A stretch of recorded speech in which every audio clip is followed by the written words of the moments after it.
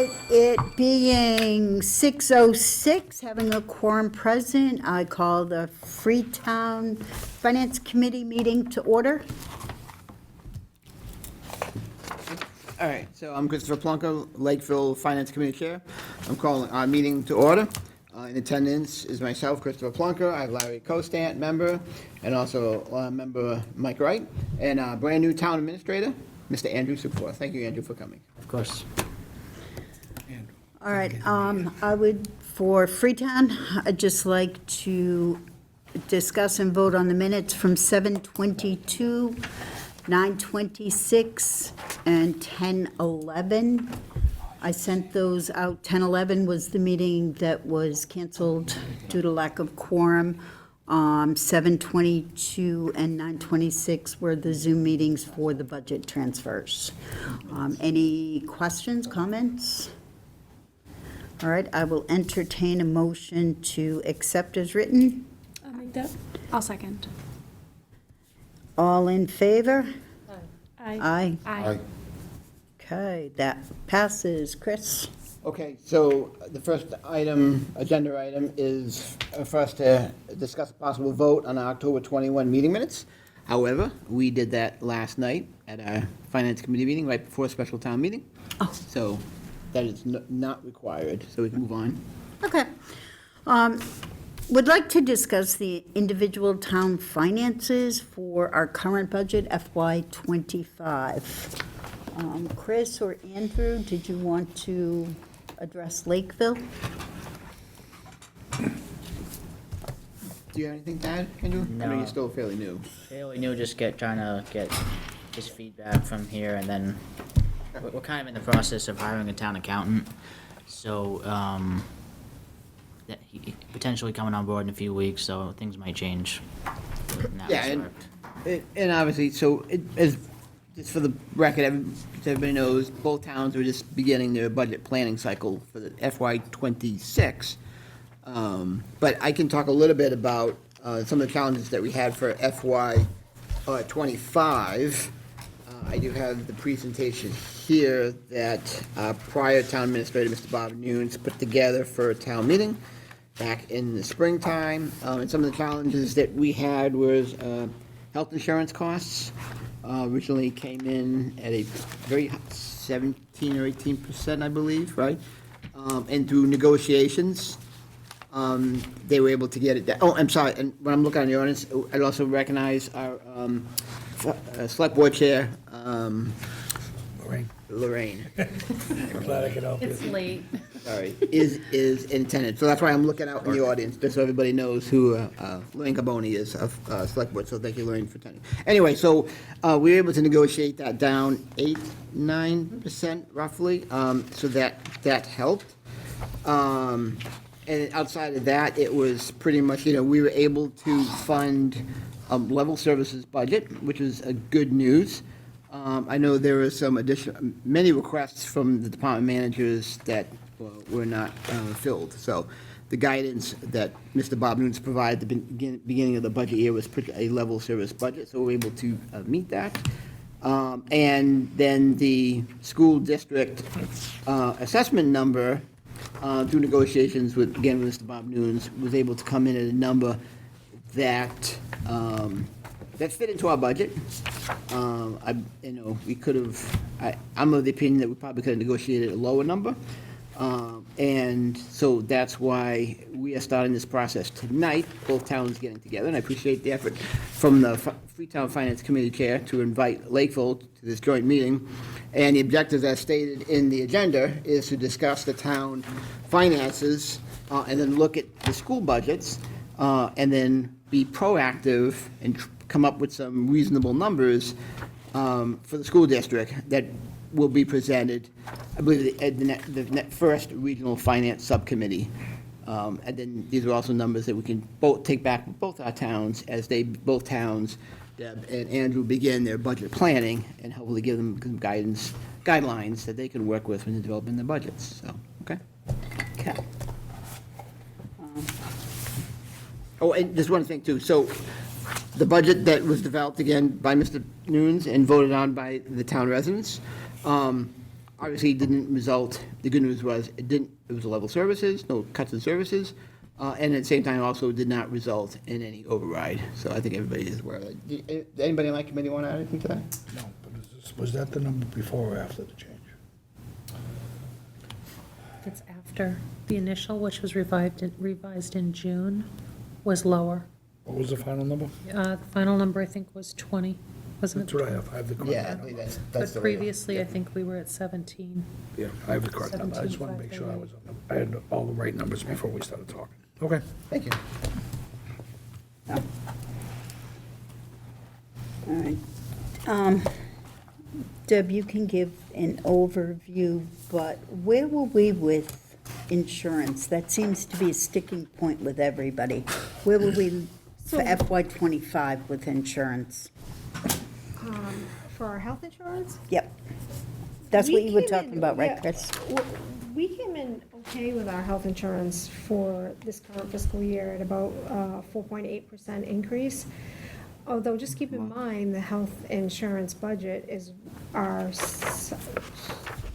it competes with the police department for our second largest budget. Our largest budget is the school district, but the second largest budget, it was health insurance. I think the police department might have just edged that out a lot, but so you can just see how a 5% increase to one of our largest budgets is a big impact. Keep in mind that we just had our rate meeting for the retirees insurance for, that starts January 1 fiscal year, and the rate increase was 21%. So we are really concerned about the rate coming into the fiscal year 26 planning. We won't have those numbers and probably until around March, but we've been told to prepare for a 10 to 15% increase. Our budget's around $2 million, so you know that's a $300,000 increase if we say 15%. We won't know those numbers until we get to that landmark in March, but I'm certainly concerned about that.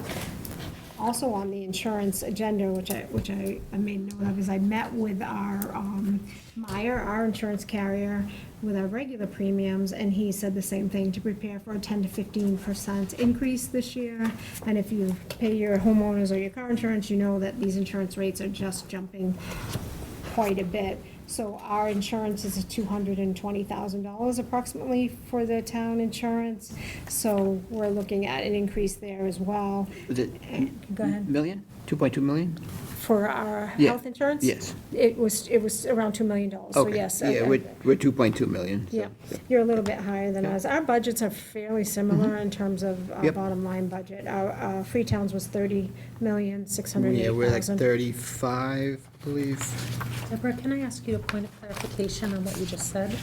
What I understood you to say is that there was an annual increase expected for, was it 25? It was for 2026. 26 fiscal I year. wrote down 21% increase. Was that the 25 and the 26? Or did I That miss- was our retirees' health insurance rate, our rates on the Medicare like supplement that the town That's what went up. pays.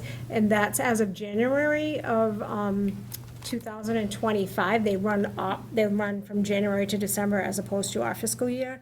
So those rates that we had just had to approve were 21% increase over last year's rates. And there's a lot that's baked into that number because Medicare overall changed their program, the federal program, so it got pushed down pretty much to these supplement plans. So I understand it, but it's just showing you the tone of where we're going with insurance I just want to increases. make sure I had it right, that it, because you had said 15, 10 to 15%. So the 21% was on the retirees. Okay. The 10 to 15 is on our active employee, active insurance yeah. rate plans. And that's a $2 million budget, closer to what you got. I think for Freetown, we're stable overall. We have a stable budget, stable financially. Our concerns remain the same that they have been over the last couple of years. We joined the Bristol Plymouth Vocational School District. They're in the process of building a new school. We are still not at complete capacity with our student enrollment, so it's hard for us to forecast where we're gonna land with those numbers. Last year, we were at $900,000 for our budget. It was what it cost, but we only had, I believe, about 50 students. I know that we have 68 students currently enrolled, and that we're still not at full capacity. So the number for BP is going to continue to increase. It's going to take us a few years to stable and really be able to project what our budget's going to be. But I would expect to have a $300,000 or $400,000 increase this year in our BP budget. And that's just for the operating expenses. The cost to the bond for the build-out, that is a debt excluded, so I'm not sure what that will be, but it does, affects our budget a little bit differently. The other little, the little behind-the-scenes number that we won't really talk about is the Bristol Aggie School number. They also put a substantial addition on a couple of years ago, and that has steadily increased our budget. A few years ago, it was at $100,000. Last year, it was at $220,000. Of course, it's based on school enrollment, so I don't have those numbers there, but that cost has been continuously to creep up, even though it might be only $100,000 a year. All these little pieces, of course, put stress on the overall budget. One of the other things at Freetown, we are in dire, I call it critical need for new building. Our library doesn't have running water or a bathroom facility, so just imagine that. In 2024, we have a building that does not have plumbing or running water. So we are actively working with our subcommittee to work on getting a new library. Our COA is substantially undersized for our growing senior population, so we are looking at doing a combined building for our COA and library facilities. So we will be looking at quite a bit of an expenditure to get that accomplished. And then lastly, I think one of the stressors on our budget that are unknown is with the MBTA station coming. Now, Lakeville experienced this quite a few years ago, but having a new station in Freetown that's going to open up soon, I think that it's going to put some pressure on our first responders, our fire and police departments, and we are going to have to increase in size. And that, of course, comes with added expense. So those are the things that they're unknown, and it's real early in our budget season. I don't generally start the budget process until January for the town of Freetown. And these things I won't even have in January, but they're the stressors that we don't know. I could see $1 million increase between the things that I've just rambled off, and that's before we have a new building, which won't go into play, obviously. We're trying to get that moving along. So, like I said, overall, we're stable, but we do have some things that we need to worry about coming up in the future. Thanks, Deb. I just want to add, so you brought up some good things that I forgot to mention. So some of the challenges that we'll be facing in the coming fiscal year, we just approved last night, $20 million for the fire station. 24. But $21 million for the fire station. That'll go for a ballot in the spring. Old Colony, you're not a member of Old Colony anymore, but I know Karen knows this. Old Colony, the new school, will be coming for a vote next fall. Don't want to throw out any numbers just yet, but anyway, we'll be voting on that. So those are two huge debt exclusions that Lakeville will be voting on as well. And then, of course, we have two 40B projects. The hospital is 40B, correct? Yeah, we have one 40B project that's already underway at the hospital, the old hospital. We have another one that the application's already been submitted, the Rocky Woods. So those are some additional challenges that Lakeville will be facing next year. And of course, the resulting increase in services that we all know that comes from those two. So, thank you. Oh, new growth. So so our new growth is down this year about less than half of what it was from the prior year, our new growth. We expect that trend to continue, I believe, right, Andrew? For that, with you, Yeah, from at least Bob? probably in the next couple of years it might come back, but for the next Right. probably 2 years somewhere. Exactly. Our new growth is down significantly. How's the Freetown new growth? I didn't review new growth before I came, but our new growth will be substantially down because I think we had quite an uptick last year. Good. So this year I expect it to be lower. I'm not sure with the governor's mandate or the new law with the accessory dwelling units. I'm expecting that to give us an uptick. I was really expecting our local receipts to diminish this year, given the economy, and people, the stresses that people have, so they're not moving with the interest rates and whatnot, we're not seeing the home stuff. But when that was passed, we've seen an uptick again in activity with people interested in building ADUs. So again, not sure how that's gonna play out. I was like, oh, I think it might actually uptick a little bit, so I won't have the decrease in local receipts and things that I was anticipating. I think it might bring it up a little bit. And of course, I think the interest rate's coming down now, so it's still early to predict, but I'm thinking we may level off with that. But our new growth will be down. Yep, okay. One more thing, Chris, we hired 4 firefighters through ARPA funding. Yes. Last year, I think. Money's gone, no. It might be able to last us another like 6 months to a year, but we have to start phasing that into our budget, which is a That's pretty right. big hit, so. Yeah, due to the increased call volume, I think Freetown, I think your call volume, both towns' call volume's going up, so it's kind of hard to argue against that. But we put in for, how many firefighters, Andrew, for that? Through ARPA? Yeah, 4? 4. Right, now carries, like Andrew said, through end of the year. Unfortunately, we didn't get a safer grant for that. I'm sure you probably heard about that. We were Chief was We didn't get unsuccessful. one either. Right, so that's gonna be another financial challenge. It's, it's hard to pull those firefighters when we see the call volumes and the numbers. You can't argue with them, so, and the overtime that you incur. So that'll be another challenge that we face as well.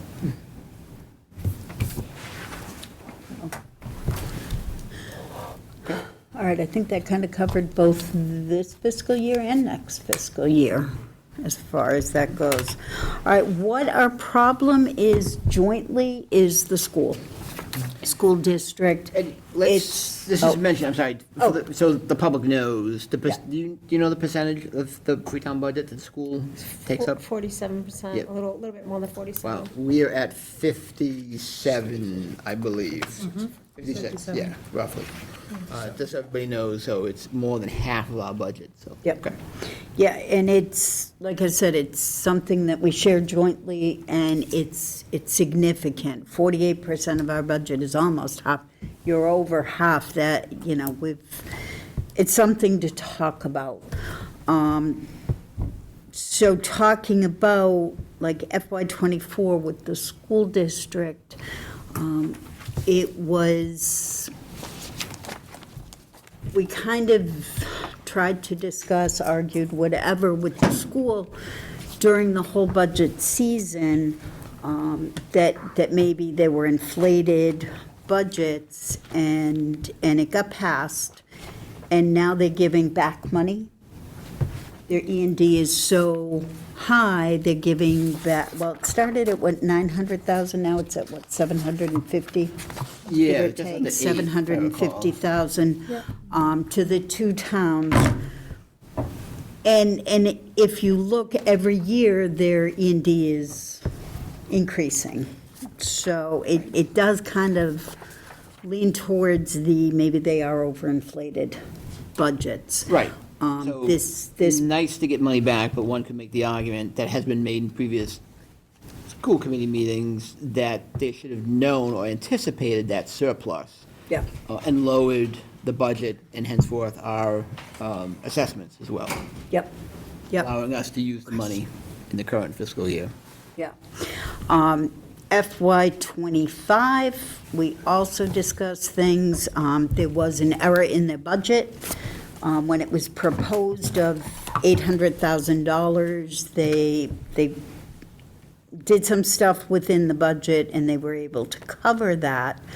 But one of the things that they had said that. With no reduction in services. Right, but they had said that they were not going to backfill positions, except for Mr. Ledworth, because he was, music director. There was, you had to have that. And then there was a picture on Instagram of the new teachers, and it was like 15 new teachers. So I'm not sure how that happened and how that's fitting into the budget that they had. It has me concerned that, it's stated that they're not hiring anybody, but yet they did, and I'm concerned. So moving forward to FY '26, maybe we need to talk about what can the towns afford and make a recommendation to the school committee or the school board, district, this is all the towns can afford, and maybe they can work their budget around that premise. Margaret, Yes, I actually have a question. yes. Has anybody ever seen any report from the schools ever about the E&D? What monies have been spent where for how much? Has the Lakeville seen any reports? I believe last year, well, we're We have privy- not seen what they've spent, Okay, no. right, we're privy to the balances, of course, but Yeah. okay, I couldn't recall if we ever saw a detailed spending, but I think that's something we could ask for. Karen, is that a reasonable? Well, I don't know. I know that, I've been on the finance committee for 22 years. I've never seen a report, and it's been requested. Yeah, it's coming on Tuesday or whatever, but I've never really actually seen what the expenditures are and who was responsible for the expenditures. The E&D, We can certainly ask. if we're getting back a substantial amount of money from the E&D, the 5% of their gross is a gigantic amount of money. 2 point, Yes. yeah, And 2.25. again, I mean, if the E&D Emergencies and Deficiencies Fund is being spent for emergencies and deficiencies, I'd like to know what they are, number one. Number two is, how much is being spent, truly? And if it isn't spent, where does it go? Does it go back in the general fund, or? It does, it does. So it's actually an excess and deficiency fund. It's not for emergencies, but, so the way it works is that it's really the operating activity, if you will. So it gets certified. The number that gets certified can be used to balance next year's budget, right? Technically, they could use the entire 2.2 million, whatever's left, to balance next year's budget if they really wanted to. Of course, that wouldn't be great practice, because then they'd be using it to balance operations.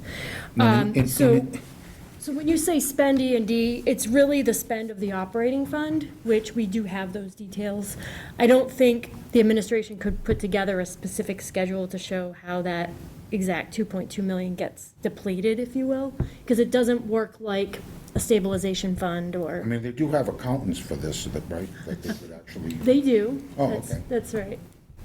again, I mean, does it make any sense to have that part of their budget without being part of their budget? I mean, you've got a $2 million line item, let's say, hypothetically, a $2 million line item, you have to account for that. And what you're saying is that they're using it for next year's budget, to balance next year's budget. No, I'm actually saying they can. I'm not saying that they do, right? Well, So- nobody knows what they do. Right, actually, so- At this particular point. It would have to be a voted item to be able to use E&D. And they haven't been, well, in last other year I words- believe they did vote They some just items. used some of it, they've been just holding on to it, like, it's for like, it is for, say we. And let's say they substantially- haven't been using it for new hires, for I example. believe they have been using it for new hires. I'm just saying, have they been using it for new hires? So I don't know that. Their balances have been increasing. So last year, the certified E&D went up by $1.2 million. Okay, so they've been increasing their balance. If they were to, for instance, have a salary deficit this year, right, if they overspent their appropriation, then sure, they'd start using that E&D balance. But they'd have to vote that because they can't spend over their appropriation. I don't know if I'm explaining it well, but basically, it's part of their operations. It's part of what's called their general fund, which for them is Fund 100. I understand, but it's They- still classified as an E&D fund. It's this, the only question in my mind is, where is it going, how is it being spent, and who gets it? So right now, they haven't voted to spend a penny of that E&D. So technically, it's all being held in reserves, the $2.2 million. And actually, E&D goes up every year, because their budget goes up every year, and they can keep 5% of their budget, That's so the accurate. E&D goes up every year. That's right. So, That's right. basically, Next year, it'll be shouldn't the 2.3. E&D be a separate line item, and their budget be their budget? Yes. So it is, is. It is. It is. It is It tracked. ain't. Again, I've been involved with this E&D thing for quite a while, and trying to get that kind of information is very difficult. I understand that it is an internal thing as far as the E&D is concerned, but it's a question of where it's being spent and why is it being spent on things that should be in their budget initially? That's always been my question. I mean, you're going to work up a budget, we have to do that for the town. We have to fund every entity in the town. The cops, the fire guys, we have to fund everybody. We work up that budget as close as we can. And it just seems like, it almost seems like there's like a slush fund, this E&D becomes a slush fund for anything that they want to fund afterwards. And I just don't think that there's enough accountability when it comes to the E&D. If we were talking about $100,000, we wouldn't probably be having this conversation. But we're talking about a whole bunch of money.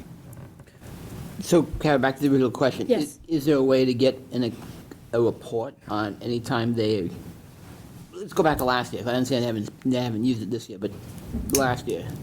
If they've voted to use E&D, technically, they should be tracking that. We should be getting reports of what they're voting to utilize and then what they're utilizing out of E&D. I would argue that the word slush fund is better tagged to school choice, in my opinion. That's my own No, no. my own personal. Yeah.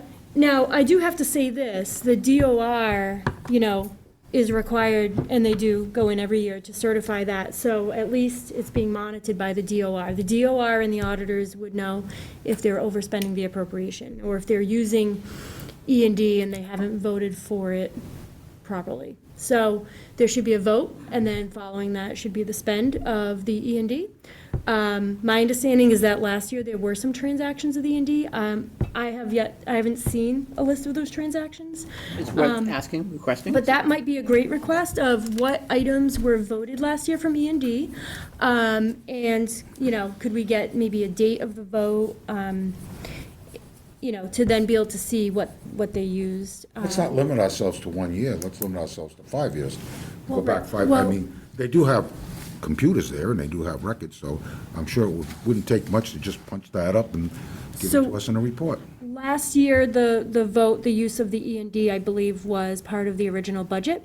It was a set aside, it was an amount that was noted on the assessment sheet.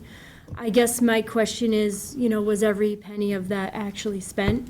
I believe that was 176,000. Yeah, for transportation? Or was it Amongst- Chromebooks? It was originally Chromebooks, and then I think maybe the purpose was redesignated. Yeah. Yeah. Right. I know the year before it was zero. I don't know the last time they used E&D. It might be quite a ways back.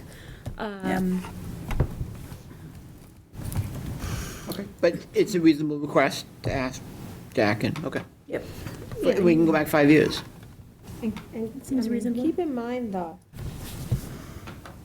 we are getting money back. I don't know what Lakeville's getting. Freetown's getting We're $321. like 4 something, I believe, 4 and some change, I believe. Yeah, But it's broken down by the percentage, so 57%. Yeah. Yeah.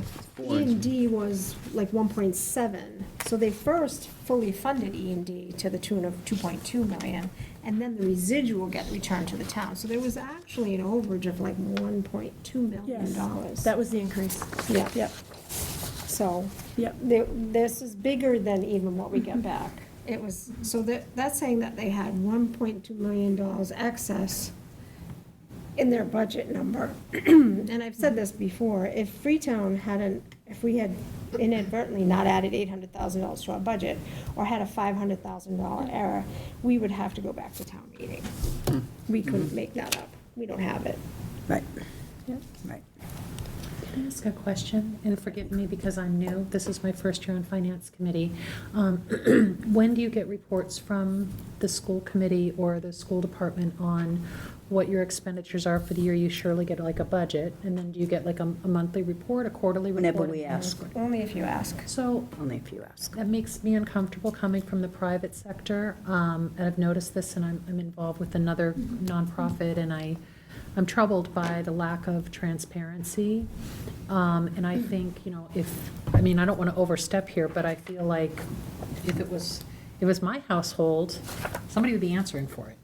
I don't know, I'm probably speaking the obvious, but if we're not getting any reports, isn't that sort of a core issue?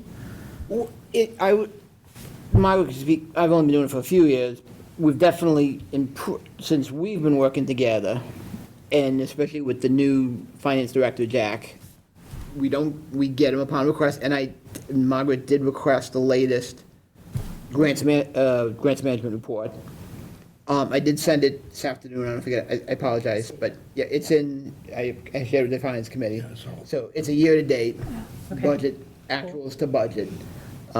So they've been good, but we have to proactively request it. They don't proactively share anything with us. No. But they have been good, I will say, since Jack Margaret has and I been started. very good about Yes. getting a fast turnaround, Why but wouldn't we just have a schedule, though? It's We once a can, quarter. we can certainly I think ask that is, Jack. We tried we that. tried that last did, year yeah. and it lasted 2 months and then we I know never heard that, from them again, Right, but so. we, to be fair, we have not asked Jack to send those reports on a regular basis, and we can certainly do that. And I'm sure he will accommodate that request, so we can get those monthly Then the reports. nice thing is if he's sending it over and there's a variance, then he can explain so that Robert or any of the constituents can see exactly where that difference is. They have to explain it. Sure. And even if they're only moving, say it's $200,000 from the E&D fund, at least you would see that in October versus waiting until it's, Yeah, and it's an easy That doesn't request. show up on these reports though, okay. so. Yeah, I mean, the one thing that we're really missing in these reports are the other funds. This is just the operating fund. So we're missing school choice, and we're missing circuit breaker, those are key funds. The special revenue funds, the grant funds, and, you know, there are, you know, other types of revolving funds, like the school lunch fund. You know, it might be just good practice to be able to see those as well Yes, absolutely. on a periodic basis. Yeah, excuse me, I think we should just be seeing everything. That's kind of always been my argument with any school, is that everything seems to be so hidden. Yeah, here's our budget, here's our expenses. Yeah, well, what about your circuit breaker money? What about your E&D fund? What about all of these little funds that keep adding up when the town is trying to figure out who we're gonna lay off to make our budget work, or, you know, what department can't have, police department can't have a new police car this year, but yet the school gets their 17% increase and we're good to go. I've always had a huge problem with how hidden their actual real numbers are. Not their just operating budget, I'm talking about all of their money. Because at the end of the day, none of it is their money, it belongs to the community of who they service. I suspect they're protecting it. Of course they because- are. But there might be reasons, you know, but that if they give it to us, we have to be ready to listen to. Well, it's obvious, isn't it, that that's the reason that they're You protecting it. hope it is, but I think that's about building that trust, right? Like we heard it that with Mansfield, right? So if they're giving it to us and we want to chew them up every time, then it's. That's sort of like becomes- the federal government, you know, you change administrations Don't get and me started. all of a sudden, there's answers and then there's questions and then there's no answers and no questions. So, you know, it gets to be a sticky wicket when you're talking about changing, and there has been a big change in the school as far as their administration. And I think a lot of them are trying to play catch-up. They haven't really got their teeth into it yet, or close to it. It doesn't excuse Virtually the- anybody from not having a budget that's responsible to the taxpayers that are paying for it. And that's really where I'm at. And it just gets to the point, and it's been very frustrating over the years, of actually getting information. We get promised a lot of information, but the actual information that we get sometimes is opaque, Yeah. to be. And if I it's coming think- consistently, then you have a chance to look at it, okay, I didn't like this, now October, we're going to change it, now January, we're going to tweak it this way until you finally have something I consistent. understand, but it's sort of like getting a budget. You know, I don't know about Lakeville, but in Freetown, our budgets are due on February 1st. That's when every department is supposed to hand in their budgets. And I've never seen a budget from the school that would held up for anything. I mean, it was always last minute, everything is last minute, you know, a week or 2 weeks before the meeting, and then there's changes, and we need this, and this has to happen, and it's happened year after year after year. So, and I know it's put the button on Lakeville as far as their finance. In years past, it's gotten down to the wire and very, very close, and almost came down to laying off, police and fire and all of that stuff. I know you guys went through it. It was about 15 years ago that it was really got nutsy. But again, at some particular point, you have to draw a line in the sand and say, listen, this is what we need in order to make a decision as far as our budget's concerned for the towns. We've got to look at everything as far as the town is concerned, not just the schools. And you start adding up the numbers between Lakeville and us, what does that come out to? You look at how much money is being spent. Also, the important part is, where are all of the other monies? And you're exactly correct. That's what we need. We need to see what they've got coming in from wherever it's coming in from. That's why it takes so much time for accounting up there, because it takes a while to count all that stuff, I guess. I don't know. It just is what it is. Yep. So I don't know if everybody did get a copy of the budget up till October 31st. Barbara, do you want to look at my Do you have copies? do you have a paper copy? I have an electronic on my phone, but that's going to be it. Thank you very much. So I asked Jack to sort it by budget center and individual schools, and I think he misunderstood me, and so sent the schools, the region, and central office, but not all of the different budgets. But it was really interesting looking through and seeing major overages in many, many places. The high school salaries, 122,000. What'd you say? The middle school was 122,000 over budget in October 31st. So I emailed Jack about that to ask. And I know it's kind of long, but let me just read the email he sent. There are two elements at play in the situation. First, the staff members need to be paid from school choice and the IDEA grant changed this year, as it would be more efficient if we selected employees who chose to be paid 22 payments rather than 26, because that 26 payment is over the summer into the next budget, and that just messes everything up. So they specifically picked ones that were only paid 22 times because they're done by the end of the fiscal year. So, well, does that make sense to you, Kat? Because I'm still not sure I follow that logic. When you have individuals who pay over the summer on the 26 pay, you pick up the expenditure in that year as an accrued payroll, right? So you still count it in that budget year, so it shouldn't have an impact, just saying. Okay. It should Okay. not have an impact. Okay, It's just accounting. It's Okay. accounting. But maybe he's trying to keep the accounting clean. Maybe he's trying to say if he uses the 22, then he doesn't have to do the accrual. that's what he's saying. This will allow us to reduce the amount that has to be accrued for wages over the summer. But he'd still have to accrue it to the other funds, though. Whatever other funds he's paying them from, he'd still have to do that accrual. From school choice? Well, wherever, yes. Okay. Correct. Okay. It would still have to be done. Okay. The second issue results from payroll and the correct assignments of staff to locations. This has been an ongoing issue, so I'm not sure why, if somebody's at a school, why they are being charged out of a different school, but Some he's, of them do split, right? Split their time, like some of the special ed teachers, like don't they go between yeah, schools? maybe. I know, like, so for paraprofessionals, for example, those tend to move, right? You might move one from FES to AES, right? So now you're moving between the budgets. Yeah. But really, when you look at them as a whole, they should net, Right. theoretically. But you can understand why it might throw you off if, but some do split their time, right? Some of the administrators, not so much teachers, but administrators. So are we Not for the talking most about a part. difference in the actual amount of the budget, or a difference in the reporting of the budget? Yes. I mean, the bottom line is there's still, like, I don't think it matters what cost center it's coming out of. Right.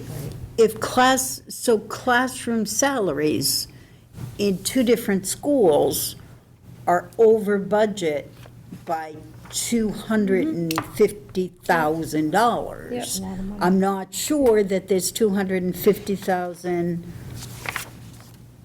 Anywhere. not spent Somewhere in the else. other schools. That doesn't make No. sense to me, so. Actually, you rolled it up nicely took- and it's still. Yeah, That's a lot. but do you want to Yeah. finish, is there anything else in the statement that? No. No. So he did send out a new one, but it still has salary overages, so I'm not, Yeah. go ahead. So, when I took those reports before the update, you know, I came to a surplus of 3.5 million, but that's not really a true number, because there's some things in here that haven't been encumbered yet, like utilities is an example. If you look at the heating lines, a lot of them show some pretty massive surpluses in electricity as well. So just for the record, there are some costs. And then things like substitutes and other hourly type employees they're not encumbered, right? So it's only up to the last payroll, so there'll be some more charges coming out.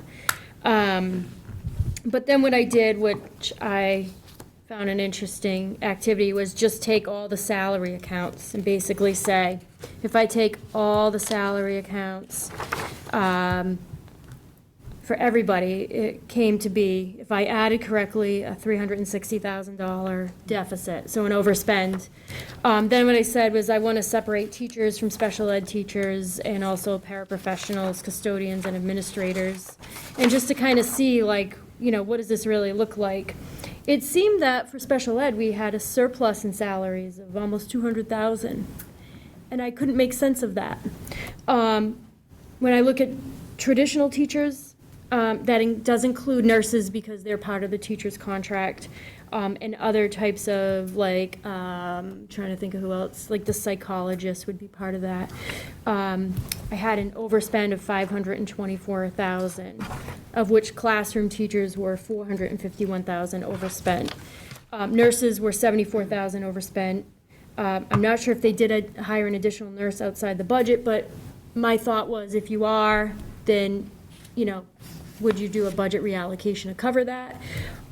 So I do have some concerns as far as, you know, if people were not budgeted in the right categories, then maybe the budget needs to be reallocated to the proper lines to show.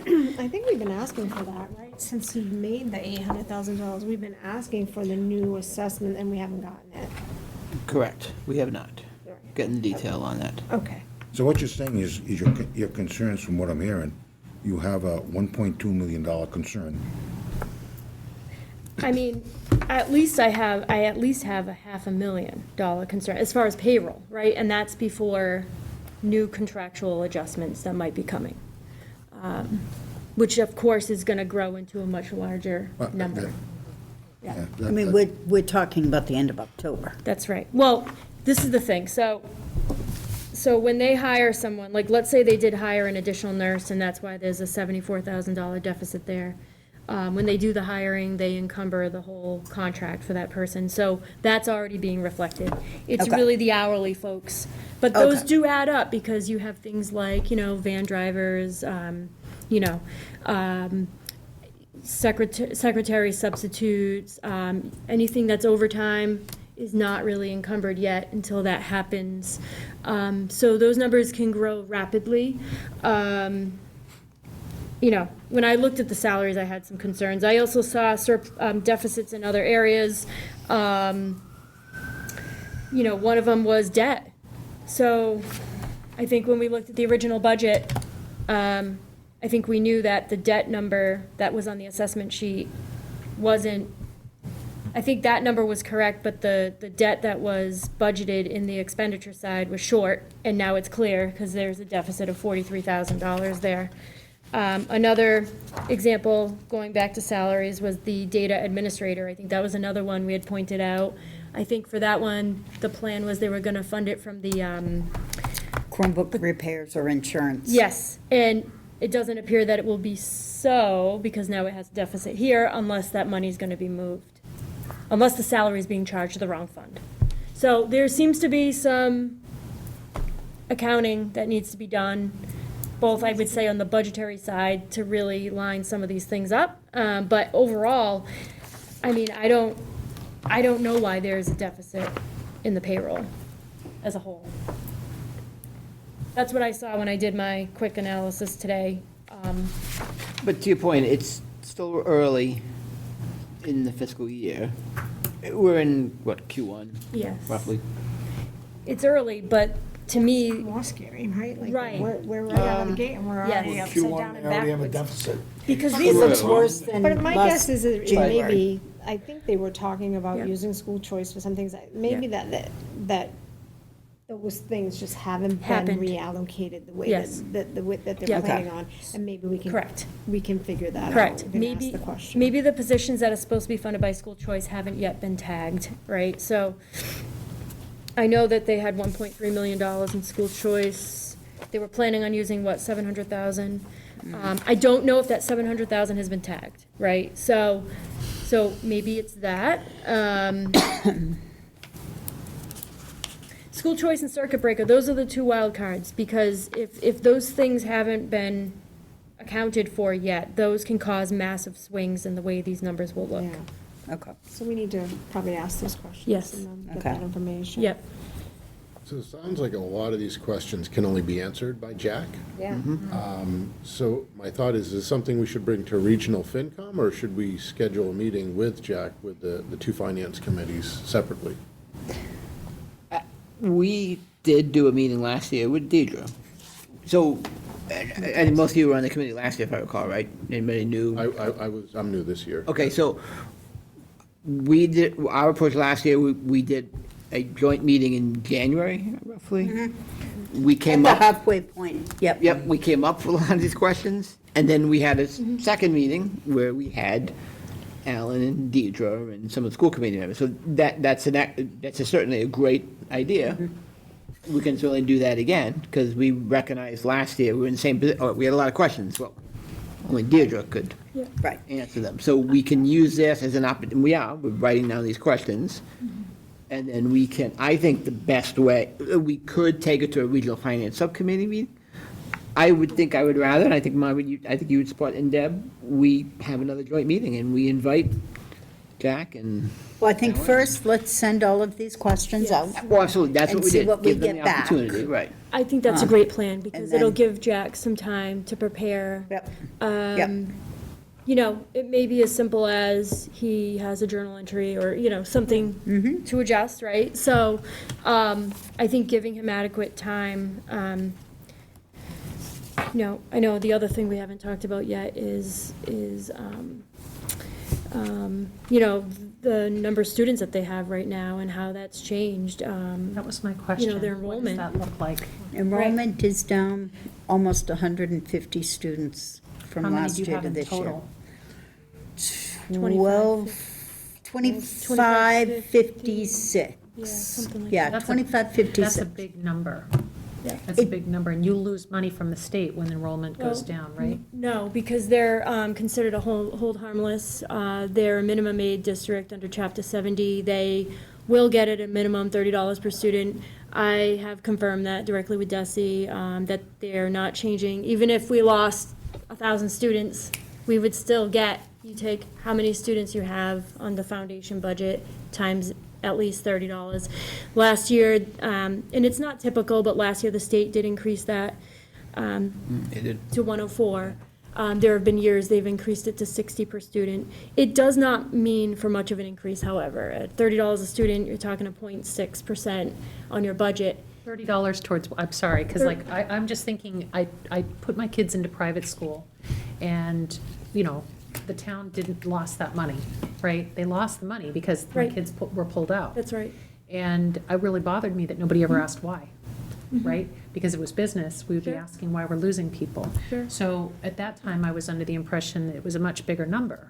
Well, that's just the increase from last year. So you start with last year's aid, Okay, and they get an additional. So you could literally have 2 students right now. yeah. You'd still get 11,750,000 plus 2 times 30, under the way the regulation is That's worded. And that brings up a Yes. point, though, just to keep in mind, that we can talk all day long about the budgets and what Freetown and Lakeville can afford, and at the end of the day, state aid can change drastically and severely hinder the school budget, and they'll be looking for the towns to make up that difference. So it's sort of like this moving target, right? Yeah. And we don't have those projections coming from the state yet, but we know mid-year last year that the governor cut budgets to the town, where we had gotten grants, and she just cut them in half and said, nope, you already were awarded this grant, but now we're cutting it in half. She did preserve the school budget, she did preserve that, but we have no idea going forward what's gonna happen from the state. So if the state says, yeah, we gave you 104 last year, but we're only gonna give you 30, I mean, that substantially helped our school budget last year, because they got a lot more state aid, and it reduced the amount of the assessment to each town, to the point where we could come in where we could afford, I know you weren't here, but Robert, Mr. Nunes and I went to, Superintendent Strauss and said, it was mostly driven by Lakeville. Hey, this is the most we can afford. And they were able to meet that because they got so much more state aid. But if state aid changes this year, we're gonna be looking at a drastic deficit compared to what I think they might be looking for and what the state aid is. So the towns need to make up that difference. So I think that's really important to understand. We can decide all day long, but at the end of the day, if the state aid changes drastically, there's gonna be some changes that need to be made to these budgets, so. So the way the law is currently worded is they can't get less than $30 a student, plus their prior year aid. So they will get an increase of 600,000 minimum. Okay. So they will they'll not. get a $600,000 increase in the budget no Correct. matter what. What's that? In the aid? No matter what. No matter what. That's So right. that's a substantial sum of money that they can already Yes. bank on without an increase from Right. the town assessments. The issue with the money is that it's such a small percent, right? So if their collective bargaining agreement is looking at a 3% or a 2% increase, and the teachers are moving down the steps and the levels, which is more, like a 2% is really more like a 6 Right. in reality, is you'll never have enough funding from Chapter 70 to be able to get you through that budget. It will always have to come back to the towns. Can somebody just, you might know this. off Or the top of your E&D. head. What is the overall sort of payroll for the schools? Like general, like is it 10 million? The budget's like 45 million. How much of that is payroll? I'd have to look to be sure, but I feel like it was around 25, 25 million? yeah. So when we're talking 3% of 25 million, just so I can Yeah. have a, I know last budget year, it was revised, but prior to that budget year, it was always shown on one particular slide in the PowerPoint. It would show how much is payroll. I didn't bring my school It budget. goes back 2 years. Just, it doesn't have to be, I'm just like, okay, Yeah. 3% of 25 million is a substantial, so just, Yeah, it is.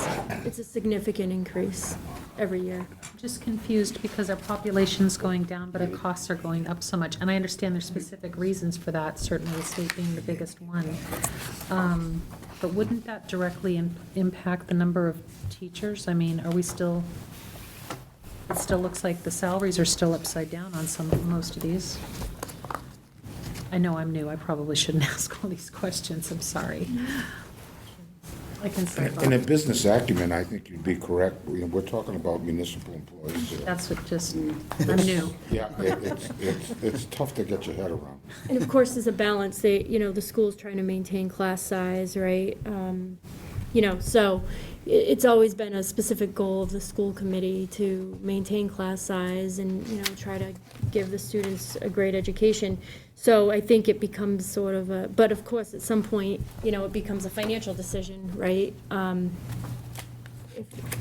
guess it depends where things are at financially with the towns and with their available E&D and school choice. And because besides that, really, they don't have any other reserves. Yeah. But you're still down 100 students, correct? yeah. But think about it this way. If we have 12 grades, so that's, say, nine students per grade, that's not enough Significant, like, to say, all right, take a section away. So you still have the same number of teachers, even though you've dropped 100 students. Right, okay. So it depends where they are in the school. If you lost 25 kids from one grade, then yes, by all, that makes sense, drop a teacher.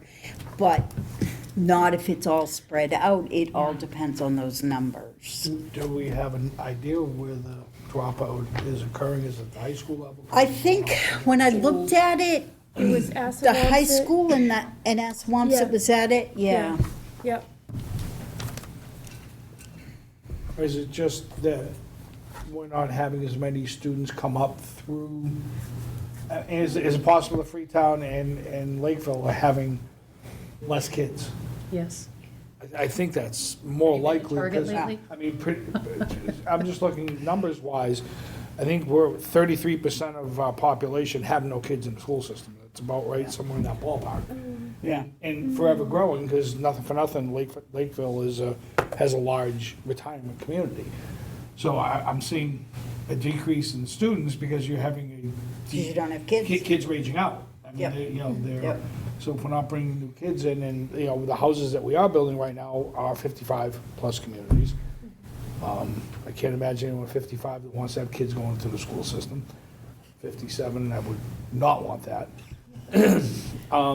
So I think if the numbers drop, then yeah, they have to start looking at some other, and I'm not saying we have to immediately cut teachers, but if you have less students, maybe we can cut down in other places, custodial staff, nursing staff, whatever it may be. Yeah. But there's gotta be cuts. The I run two businesses. Yeah. And if my numbers don't match, the first thing I have to do is let people go. I don't like letting people go. Right. I've owned my business for 20-plus years. I don't like letting people go, but I have to because at some point, there's no more money.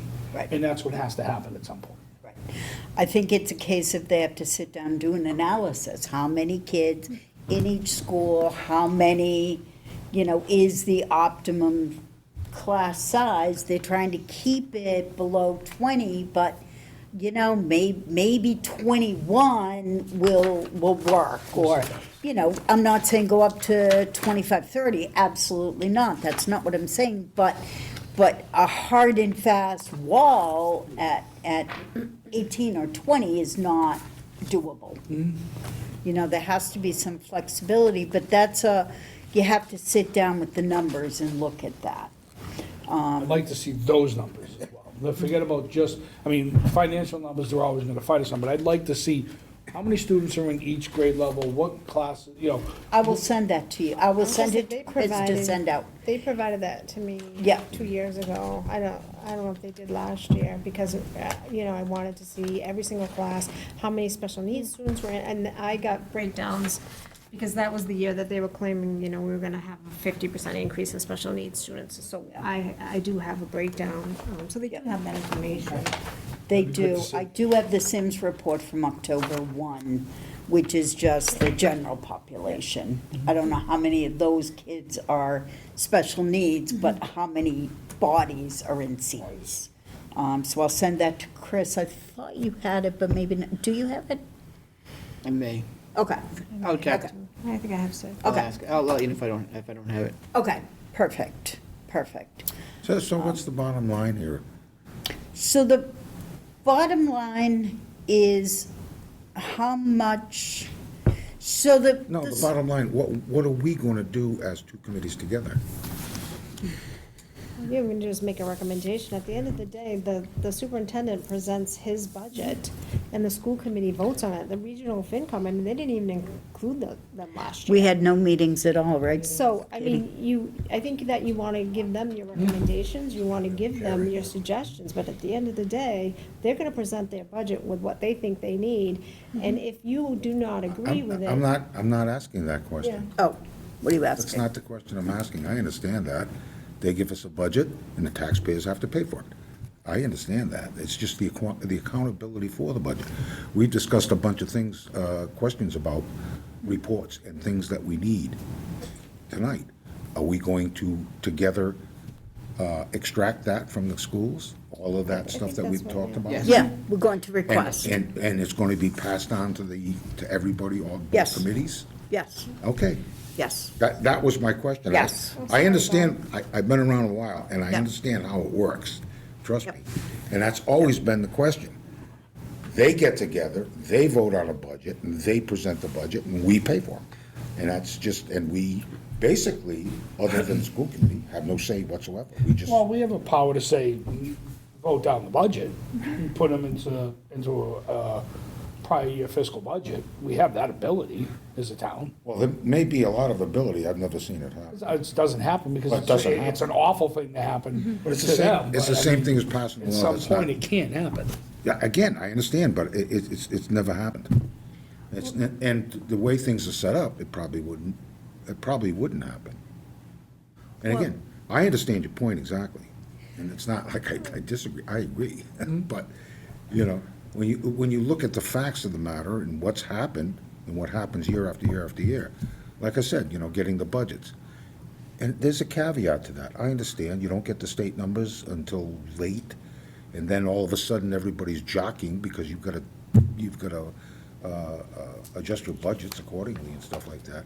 But how late is late? And these budgets, how far off can they possibly be? Isn't there any leeway here? So, like I said, on this education budget, they can't go under $30, and prior year amount plus $30 per student. It's the law, right? So that's where they will start their budget, most likely. If they put out a conservative budget, that's what they would do. That's extraneous to all of the other, That's right. okay. That's right. But at least on the school side, That's all they can do. it becomes a little more complicated if they weren't a minimum aid district, because there's like 21 factors that go into Chapter 70. It's a complex formula. But because they're a minimum aid district, it's very simple. I mean, I think the communication, transparency, if these two boards get together, present the questions, if Jack Higgins can come and answer the questions, I think the more communication and transparency you have, the more trust you're gonna have with their budget, and the easier the process is gonna be. I do wanna say last year that Bob Nunes and myself went to Superintendent Strauss, and he was accommodating. He did say, okay, I'll work with the towns. So I feel like that's the approach, right? The towns come together, try to figure out what they cannot tolerate, and then sit down with them and say, look, this is where we're at. And if they say, okay, that works, we can do that, or they say, hey, the school really needs X, Y, and Z, and they're transparent about it, and they communicate with us, and then we just kind of got to get there. We'll just work those gears until we get to the bottom line where everybody, nobody wants to go to town meeting and vote down and fight the school budget. If you've ever been there, that's not the place you want to fight the budget on town meeting floor, and nobody wants that.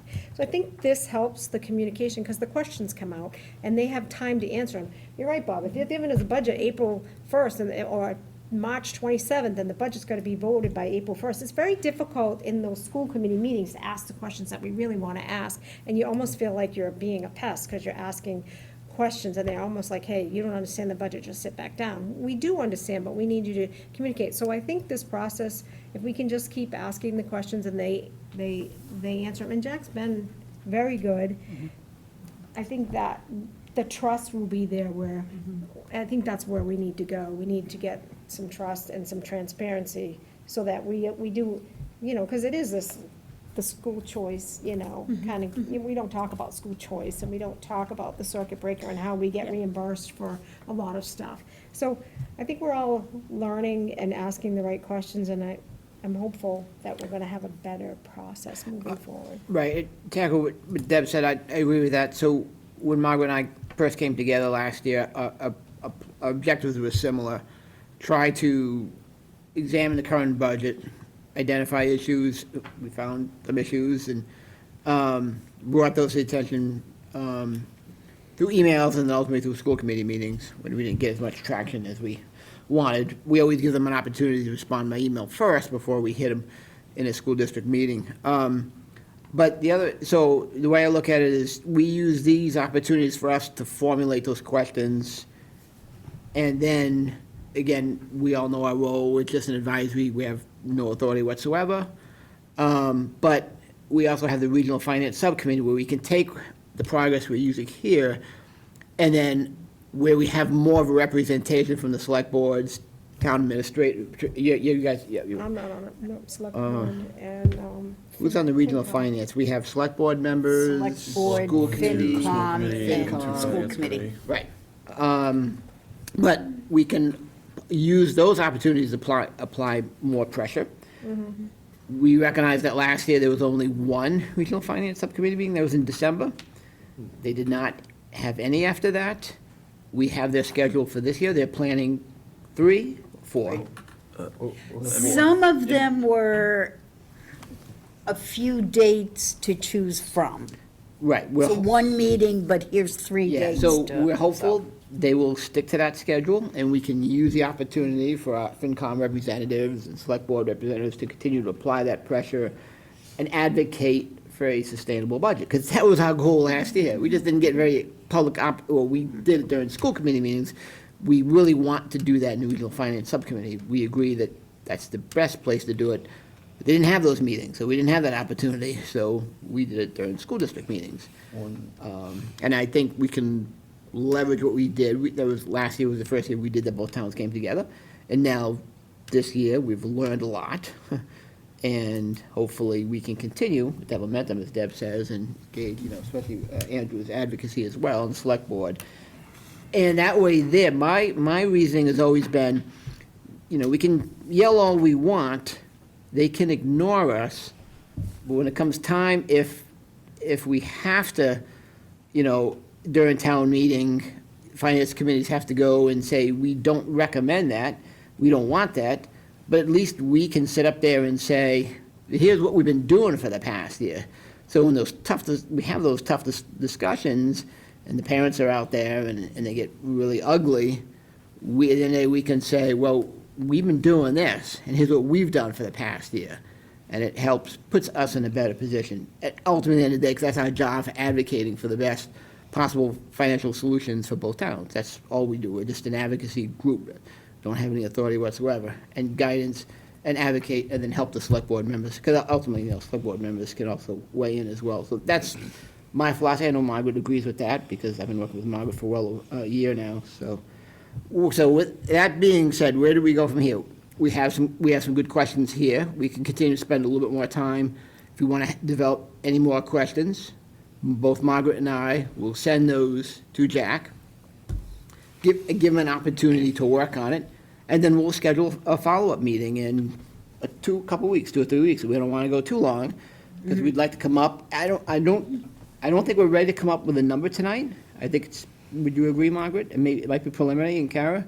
We have a lot of questions. Not a hard number, but to say. General guidelines, we So- might get to that. Let me just say that 2 years ago, they were so proud to say that it was only a 1% increase in the budget. It wasn't a 1% increase in the budget, it was a 5% increase in the budget, but they used some of their E&D, some of their school choice, so the assessment was a 1% increase, but the budget was still 5%. I believe last year the budget increase was 4.5%. Yeah, it sounds about right. And yeah, they brought the assessments down to the towns. And so it wasn't a 4% increase on the assessments, because they used not their E&D that time, but they used school choice and used more of circuit breaker.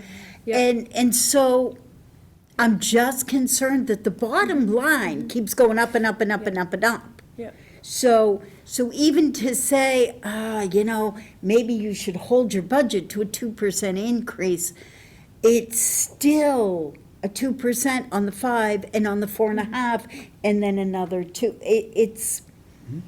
That's my concern. Level fund it.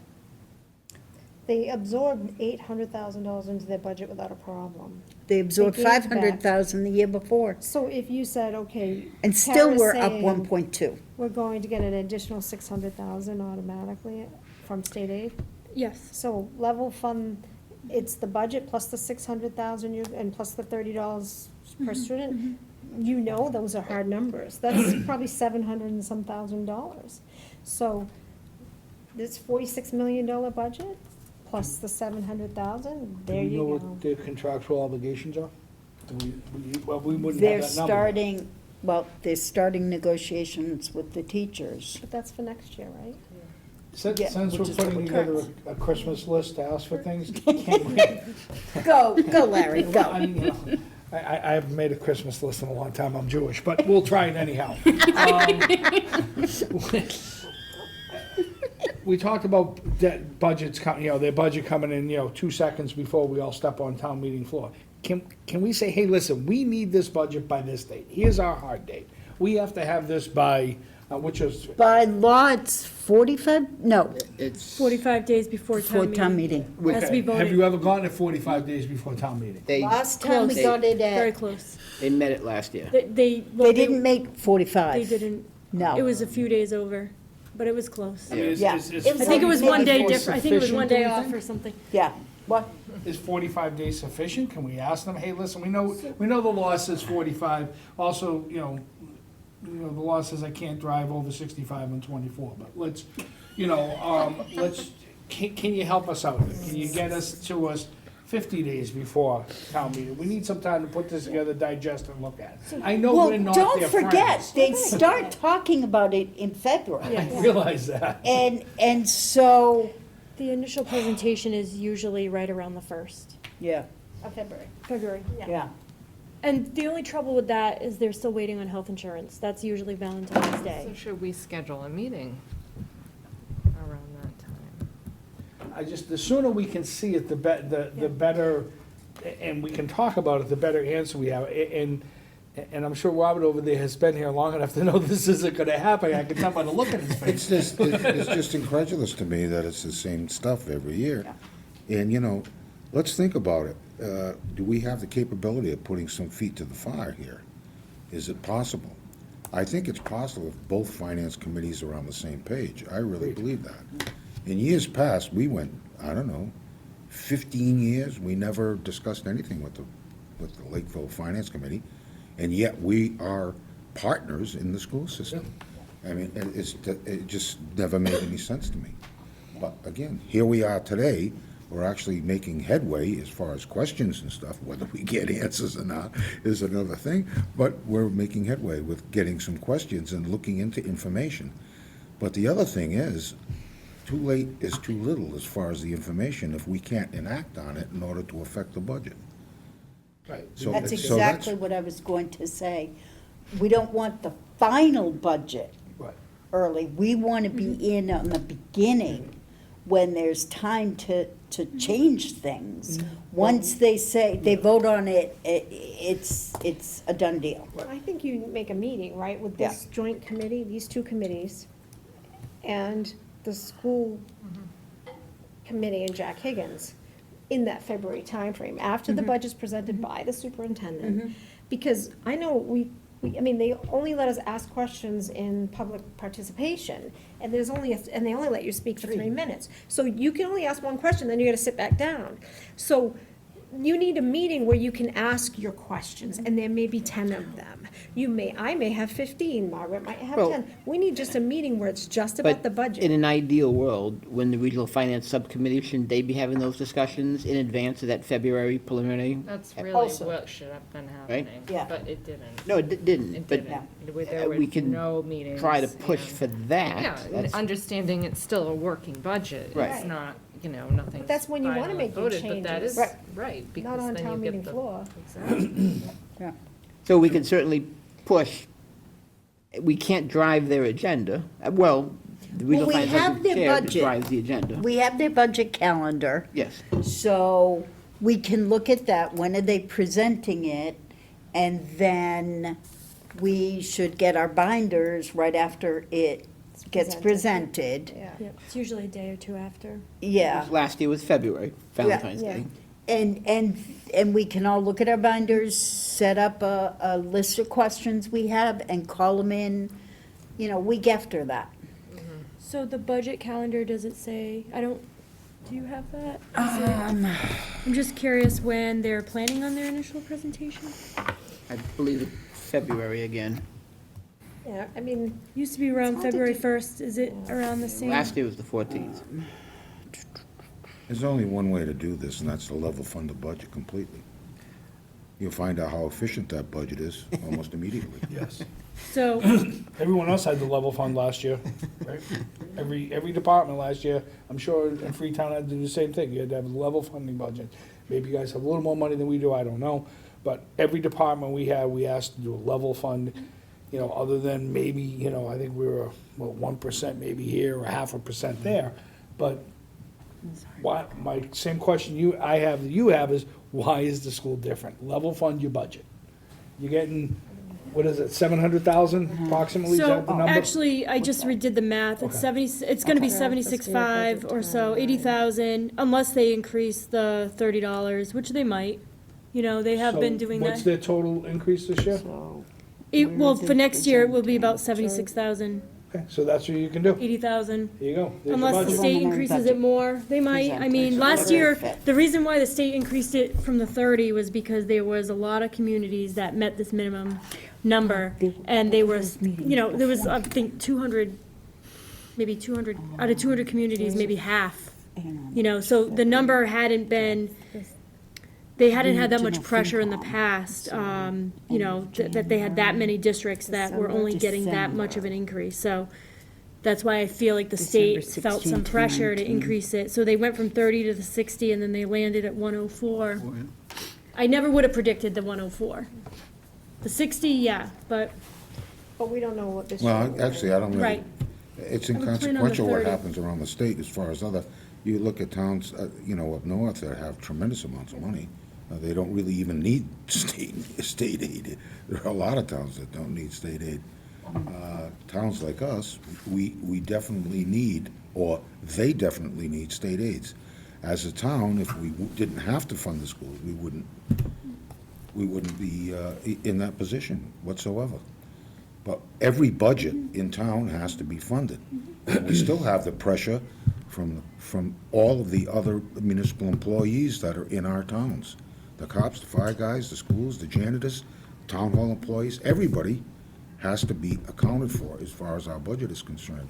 And if we keep eroding the budget at a 50% or a 60% number, it's just gonna put more and more pressure on taxpayers. You'll And be at some talking- particular You'll be point, talking an override, it's the bottom line. Yeah. Eventually, you'll be talking an override, it's the reality of it. yes. I'd rather have needles stuck in my eyes than talk about an override. Well, I'm not advocating it. So Chris, if we're coming up with a list of questions to propose for, perhaps at that time, we can also ask them, and, you know, whatever everybody thinks, but perhaps we want 2 meetings. We want one meeting in February, and we want another meeting, you know, All right, late March. we just looked at the schedule. Yeah, And Jack's schedule, I guess, which is an ideal world, the middle of December is a regional finance committee meeting. The middle of January is another regional finance committee meeting. And then the beginning of February, the 5th, is when they will have a presentation, public presentation to the school committee. So I think in that December, January time-ish, I think definitely the regional finance, we do have our representatives, but Yeah. they're public meetings, anybody and everybody can go, and everybody and anybody can ask questions or whatever. So I think starting in that December meeting, talking about it would be a great idea. Yeah, and I think to echo, so you understand, Bob, the leveraging those regional finance subcommittee. yes. As long as they have them. And look, if they Yeah, don't, my concern with the regional finance subcommittee right now is it's not a full committee, right? Crystal got pulled off of the committee, and they That have is not correct. replaced her, That is and correct. John declined joining it. Yeah. So they have 2 options on who they can replace her with. They need So to they're currently they need to make meeting, the decision, yeah. yeah, Tonight, aren't they working They are on it meeting right now, They're- yeah. yeah, Yeah. She's appealing, So- we'll see what happens. we'll see but what happens. We're not a full but- committee right now, and we need to be You can have, to meet. you can call a meeting, I think, even without a chair. Right. I guess my feeling is that, you know, whenever you have conflict in, you know, like in my household, it was a conflict, right? My kid's got a messy room or whatever. If I lay out the expectations and say, look, this is what we're looking for and this is why we need it and these are the expectations, you don't have to be a jerk day 1 or day 2, but by day, 65, boundaries been set. And I think it sounds like there's been a lot of tension, like we heard at the regional, this is happening around the state clearly. So maybe we'll, like to your point, if we're building that bridge with them, and if we lay out in advance, we want to meet with you at these times, we want the reports at these times, this is what what we're hoping for to be continuous, right? We don't want to just do it for 2025, we're going to do it consistently. Maybe that would help them manage it a little bit better, rather than being like, hey, we're being adversarial, we want to meet with you now. I don't know how it goes, I mean, I'm new to I it, think so. that's what we're working towards. So they have set up 4 meetings, because they have the 2 that we just talked about, and then they have March 5th. Oh, good. And then March 19th. Good. I was gonna suggest one after the, the either late February or early March, because then Yeah, they'll have so- health insurance, they'll have those numbers. Yep. I think that at least Jack is trying to, Jack Higgins is trying to bridge the gap. And at least involve regional finance in developing the budget, not just, here's the budget, let's talk about it. But we So- do have to get the regional FinCom straightened out. And I think that hopefully they're gonna have some answers after tonight's meeting about how they're gonna move that forward. I was gonna ask if we can ask for the updated custodial contract, because my understanding is. We never got that, did we? No, typically it would be online, but I don't believe it's on their website, so I think that's something we should all have, knowledge of. I don't know what kind of increases there are in this contract, but it would be just kind of good to know. Are we requesting the current assessment, because we never got the current changes? I know that Jack gave us sort of where he was getting the $800,000 out of, but can we just get that in the budget line, like the budget? Does that, am I making sense? It's getting late. Yeah, well, you want details on how they accommodated for the shortfall, filled the Yeah. shortfall, yeah. Yeah. We asked during a school committee meeting. They sent it out the next day. Oh, did Did he? they? Did I just not get it? Or Yeah. maybe I did get it and I don't remember getting it. I was so- able to. It was a long trace- time ago. I was able to trace a few of the items, like health insurance was reduced, right, Yep. by So 320,000. we do have that, I just I don't could recall. see that it was reflected in the budget balance for that line item. Okay. And I could see that the things that were supposed to be restored were restored, like the McKinney-Vento Yeah. transportation is one All example. right, okay. Yep. I apologize, I don't remember.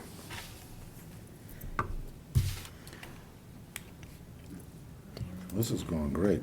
Actually, maybe we should ask another question of why the Finance Committee in either town has never been invited to the contract negotiations for the unions. It was on tonight's school committee meeting as well, not the FinCom, but the town representatives. So that's gonna be discussed tonight, because I think Selectman Lopes would like to be at least an observer in the negotiations. An observer? Not so Well, much. he can't, there is a law, I think a statute, that doesn't really allow him to. Oh, don't forget, we're elected officials there. Yeah. Right, but there Yeah, is a okay. statute that doesn't allow him, because it's by statute, I may be misspeaking, so I don't want to speak too much, but I think it's the school committee that controls the negotiations pretty much, and the superintendent. But he's asking if he can at least observe them, and that's being discussed maybe Hold on, tonight. I'll recognize Select Board Member Carboni. You I'm know- not just talking about schools, I'm talking about cops, fire guys. Oh, Union All union, negotiations constitutes a major amount of money for the town, and the Finance Committee you know what, we could change that. You're talking town, Just in general. Yes, I'm sorry, again, Bob, I misunderstood your question. Yeah, it happens once in a while. Select Board Member Carboni, you'd like to add to that? For the record, Lorraine Carboni, Lakeville, Massachusetts. So I had served on your school committee for 12 years, went through the full regionalization, so it's been really great to sit back and actually see us at this point in, history, where we are coming together as two towns at the same table at the Finance Committee level. With regards to contract negotiations, because I've participated in those for years, there is always a representative from the Select Board that can be part of the negotiation team. But at the table, when the negotiations are taking place, it is the school committee. So when they come out of those meetings, that's when the representatives from the Select Board would be able to participate in those conversations. It is the Select Board that would be able to say, this is what the town would have available to contribute toward those contract negotiations. But when the contracts are actually taking place, those discussions, it is the school committee. So, They can't be a silent observer. So I know the union can bring silent representatives, silent observers.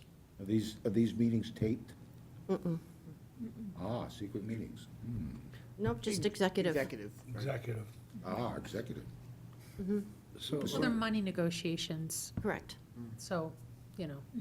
And then there'll be information that will come out in an open meeting that can be shared. But until that negotiation contract has been agreed upon, you'll know when they come to an open meeting. So, I mean, all of these questions we're asking and these things we're demanding is just to protect the taxpayer. of course. We're trying our very best to keep things in control here and not have a real problem later on. And if anybody hasn't been paying attention, by next summer, they're actually saying that we're pretty much economically gonna go off the rails.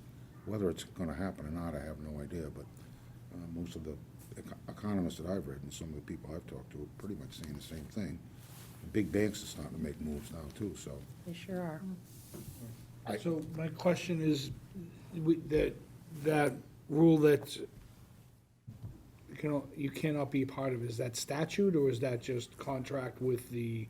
That, I can't speak to the law on that, but I just know that it's always just been the school committee that is allowed to negotiate those contracts. I think it would be considered the same as you would do your police, your fire, that's usually a select board or a town administrator involvement. So if we change those, we can actually change the school committee? I don't know about that. Oh, okay. Just checking. But I can say, with regards to your regional school committee, regional FinCom, I know that was part of the regional agreement, and that was something that was agreed upon by both towns. And listening to what you're saying here, it was the same thing back then, that it's about having representation and having a voice or being part of the process. So if you have representation from your local towns coming together, and you can share your current experiences or your current budget restraints together, so you can work toward a resolution with the schools when it comes time for budget decisions. So that you'll know, as a Freetown representative, and Lakeville as your representative, coming to the table exactly what you'll be able to afford going into the next school year. And that is why that was formed. So you both know you're both at the table. Because before, it was always, just town administrators talking. But now it's actually your finance committee and representation. And unfortunately, last year, we didn't get that opportunity because they only had only one regional finance subcommittee in December. Why was that? It's a question for the school committee. I believe we asked, didn't get an answer. You're a representative on No, Yeah. last year So- wasn't elected. When you ask the questions that you're not getting answers to, how are you asking the questions? Are they in writing? Are they in a meeting format?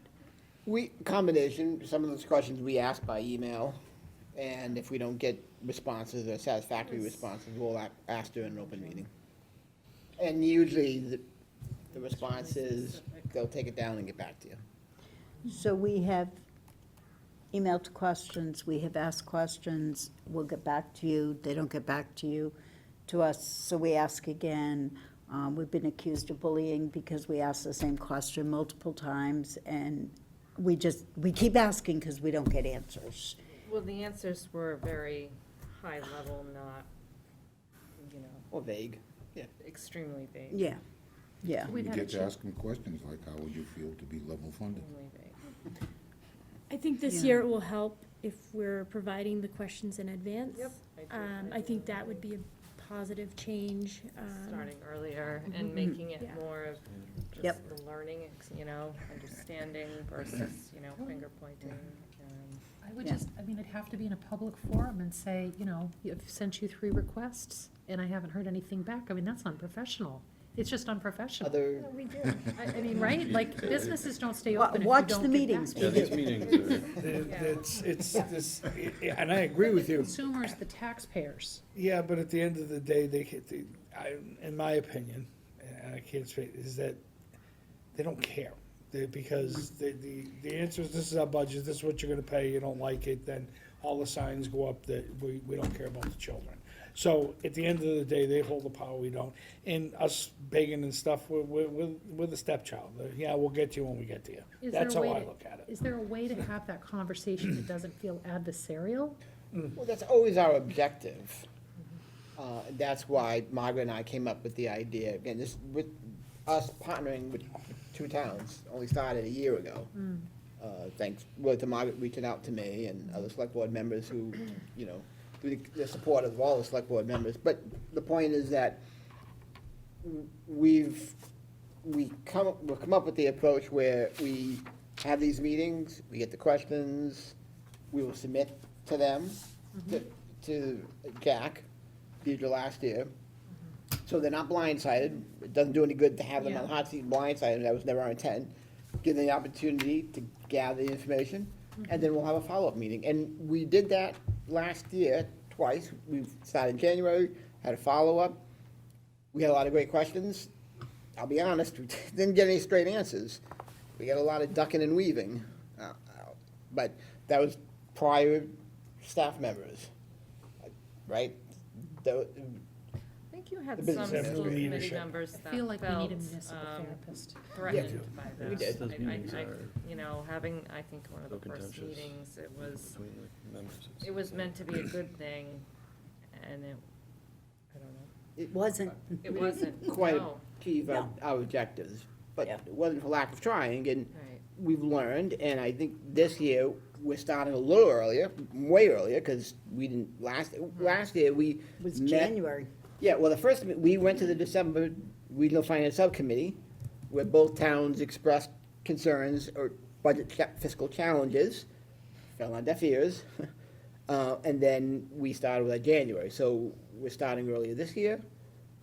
We've got questions coming out of here, Margaret and I will submit them, and we're gonna schedule another meeting within maybe 2 or 3 weeks. We don't wanna wait too long, we'll talk about availabilities and stuff like that. And then that puts us in a good position for the December Regional Finance Subcommittee. Like I said, we start here, and we advance it through the Regional Finance Subcommittee meetings. And then we can start getting some guidelines, and that'll help both town administrators when they're developing their budgets too, hopefully. That's our objective.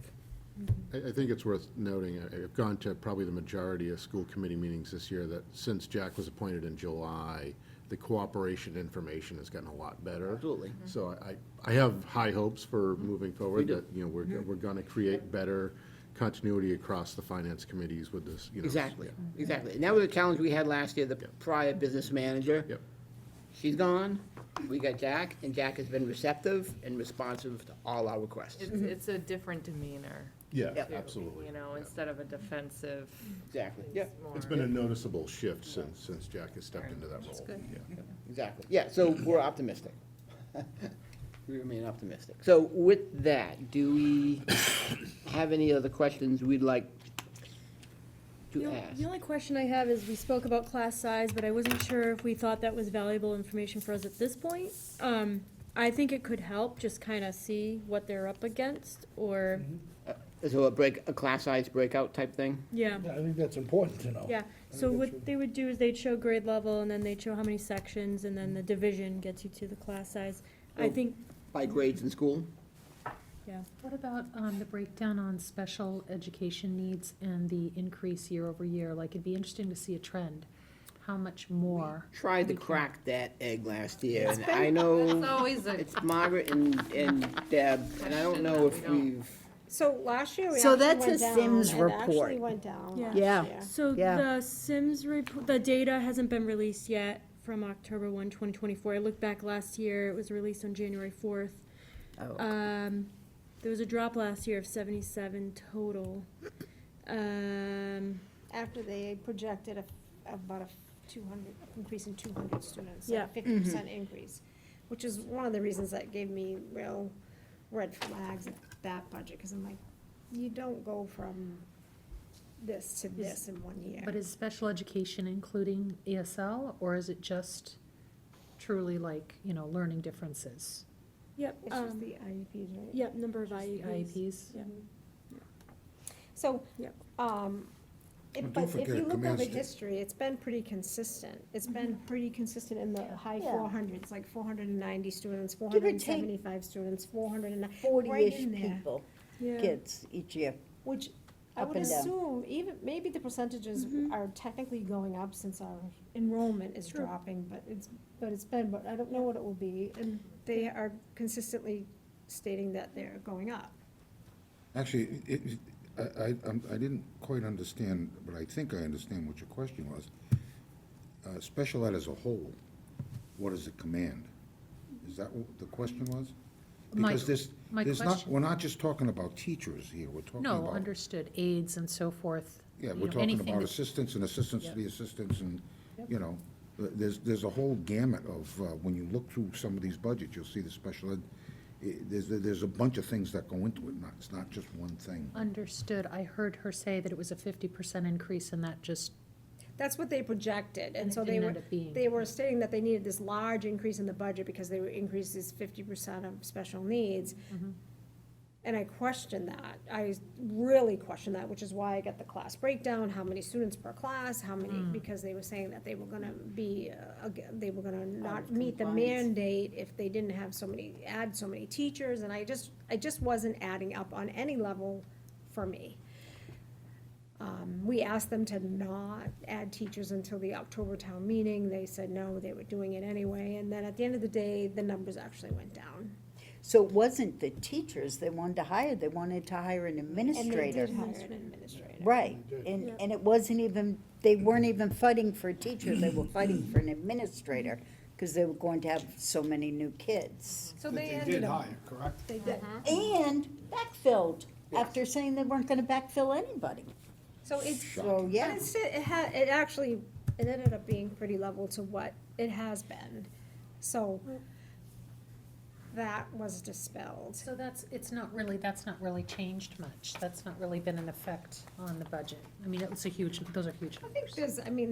I think they would argue that it's been an effect in terms of course, anything to do with special needs is expensive and complicated and requires, I'm sure they have higher and higher mandates, but I'm not a special needs person, but I'm just looking at the numbers. The numbers did not increase, so the arguments that they made that they needed all this extra didn't come to fruition, is what I'm saying. Okay, thank you. Even in FY '25, part of that $800,000, correction for the budget, they ended up moving $368,000 into the salary for a director of student services plus the team leaders. But when we look at the budget report, it's resulting in a $71,000 budget saving. So I'm just a little concerned about that one too, unless that's being funded from a special ed grant and that's why there's a savings. But again, if there needs to be a budget reallocation to another line that has deficit, then, I would suggest, maybe them taking a look at that. Because that was interesting to me on special ed. And special ed is the department, the budget that did not get included in the entire budget. Correct. So just so you know, that was the entire budget that just somehow didn't get added into the budget, which is what created the deficit. There were The pieces 800 of it. Yeah, the $800,000 budget was because they just missed a department, which you can understand, it just, because they were doing things sort of archaically, they just missed an entire department in Excel the spreadsheet, bottom yeah. line budget. Yeah, Seems like this is happening everywhere. though. operator This error. isn't just us. I don't know. Someone should buy them QuickBooks. If we're gonna, We Calculator. can squeeze that into our budget, right? Maybe get them a Quickens account? They're utilizing a new, They I are, think they are using a new Yeah, system. but, I you know, think Jack has come a long way Yeah. with that.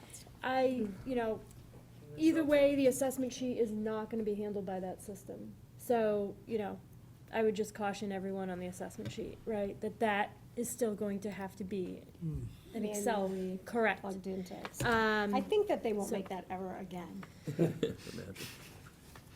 They'll just find a different error. No, I'm hopeful, it's gonna be okay.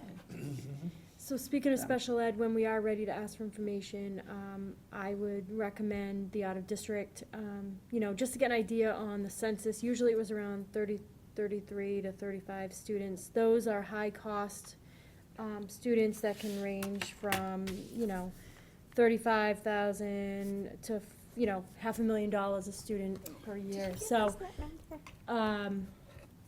just to kind of get an idea of where that stands, I think that's critical, and it's tied into circuit breaker as well. So, Karen, the request is to get the breakout of the out of district Yeah. special ed students. Just to get an idea of the enrollment, really, because Should we look at trends? Is it we worth could it? ask, how many, it can be a moving target, like, they could literally get one tomorrow, right, that they didn't have Understand. yesterday. But, maybe to get an idea of how many they've had, the last few years, it's not gonna hurt. But, just knowing that at any time they could have a move in or move out, or someone that doesn't qualify for services any longer. And keep in mind that there isn't any cap on that. The state is obligated to send that student, or especially if it's a disabled student, to the facility that best can be adapted to his needs. And, it could be, they might have to send someone to Texas with a nurse. The money can escalate. But correct me if I'm wrong, that the state has a special provision for remuneration for the town for a situation like that. Is that correct? Yeah, so that's the circuit breaker piece. So the thing with circuit breaker, I was just looking at the cap the other day. They don't reimburse you for the first, I think, 52,000 of the cost for each qualifying student. And then it's a % of that. And then there's another slice where they started a few years ago reimbursing for transportation, because that was never reimbursed for. So, they are getting a considerable amount, but, for the $3.3 million that they're spending, they're getting back, if they're lucky, $1.5 million. So it is a cost. So it just depends on the school calendar, where the student, if a student moves into town halfway through the year, it's going to affect the budget, and nobody planned for it. If you have somebody that's severely handicapped, that could cost hundreds of thousands of dollars potentially. But, it's something that you're not prepared for. There's no way that you can But circuit breaker project will that into cover the a budget. percentage of it. Yeah, I got it. You get paid the year after, Oh, so it's a year in arrears. So, But So it what can you be- get the year after can be put towards the next year for that Yeah, kid. just for 1 year. You have to spend it within, you I can't asked carry this- for more than 1 year. I ask a lot of these questions too, because when we were at the regional meeting, there was discussion about the impact from the next budget related to some of, I don't want to pick a controversial issue, but there's a lot of students that need additional help, particularly with English as a second language. Those numbers were shocking. And that's why I was kind of wondering, do we have that going on in this town? And if we are we getting reimbursed? You following what I'm saying? There's some big numbers, the gaps. So I would say no, because that goes through the Chapter 70 formula, and because it's, usually, I'm not promising that it will be a minimum aid district. If it's not, they'll get a much bigger infusion of Chapter 70, but ESL is a component of the formula.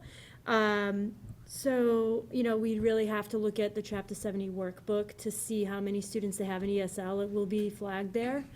I don't recall how many there were. I do know it was growing, but I don't think there it's was not some. like obviously it's not as significant as you would see in some of our neighboring communities.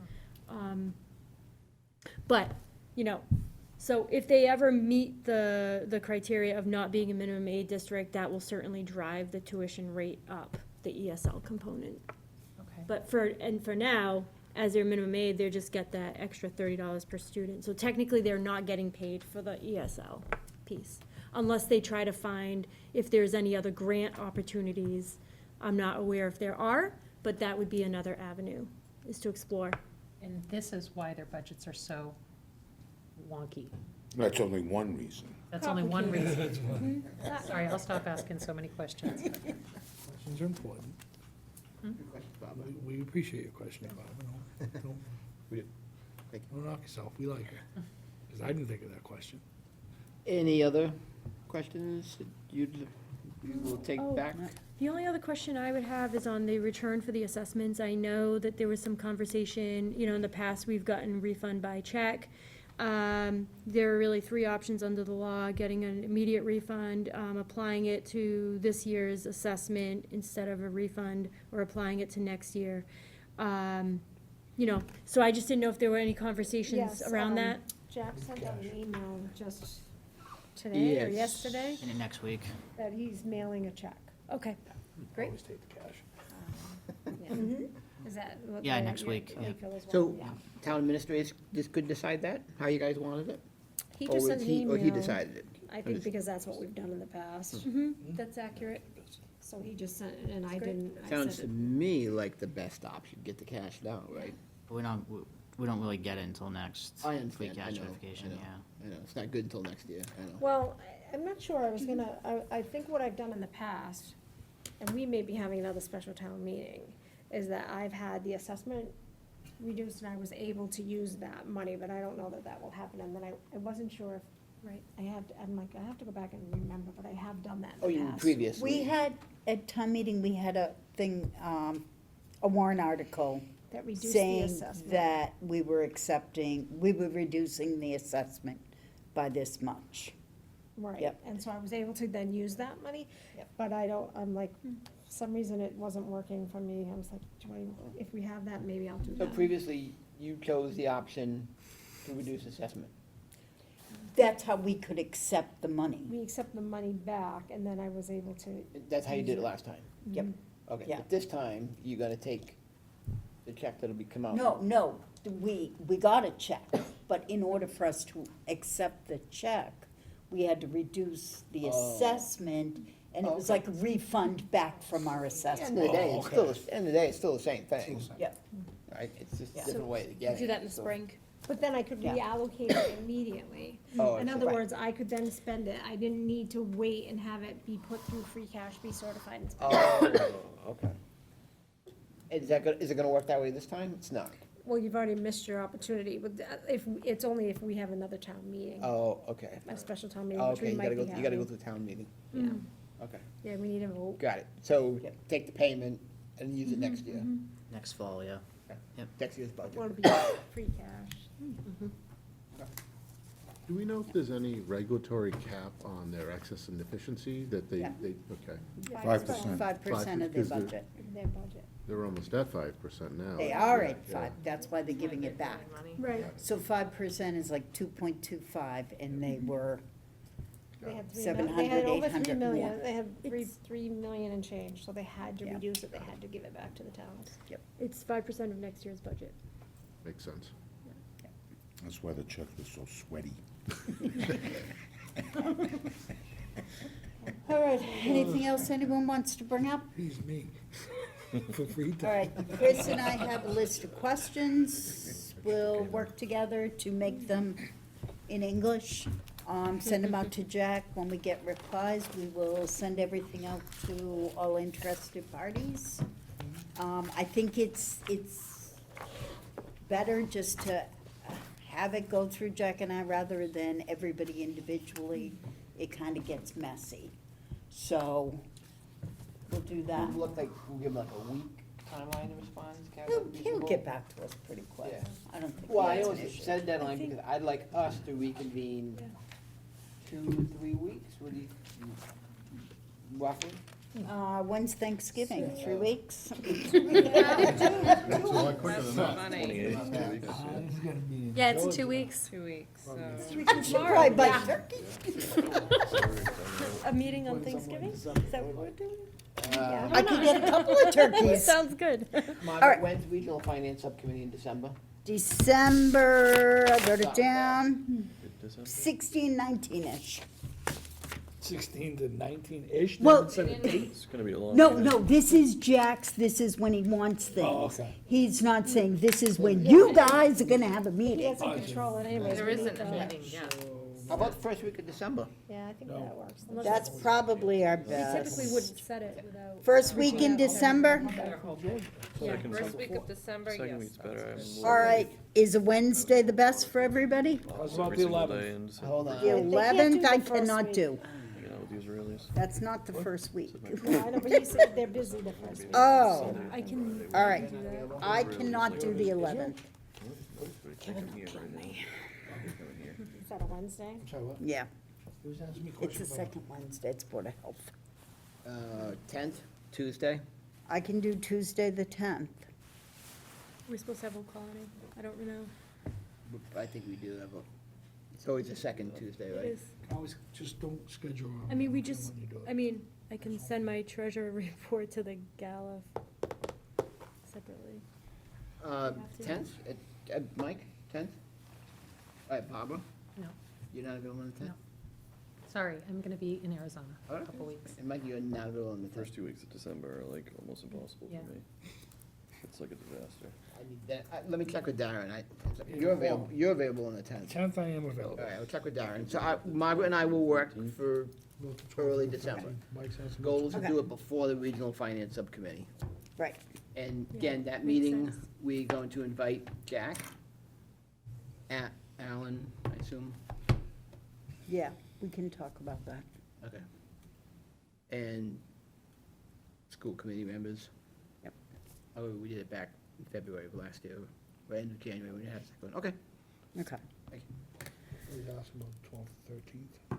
Yeah, Thursday, Friday, not a Friday, but a Thursday. yeah, Thursday, well, it's doable. We'll talk more. Okay. I'll talk more to get you guys Yeah, yeah. availabilities, and I'll talk to Darren too, so. Okay. Okay. Next week's fine, but All right, I will entertain a motion to I'll make a motion. adjourn. Second. All right, all in favor? We are adjourned as of 7:57. Okay, entertain motions. Second. Roll call, Austin and I. right eye. Makovsky, aye. and Plummer, aye. Thank you.